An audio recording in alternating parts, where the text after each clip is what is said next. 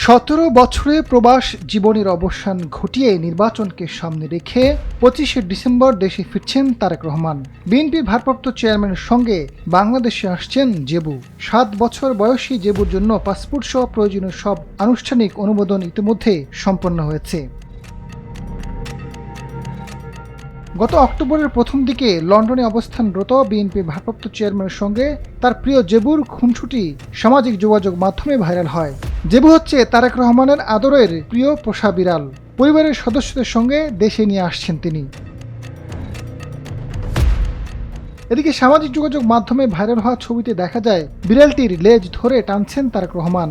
তিনি সোফায় বসে মোবাইল ঘাঁটছেন, পাশেই লেজ গুটিয়ে বসে আছে সেই বিড়ালটি। ছবি দেখে বোঝা যায় পোষা বিড়ালটি খুব আদরের বিএনপির ভারপ্রাপ্ত চেয়ারম্যানের। কিন্তু বিড়ালটি কি তার নাকি অন্য কারো?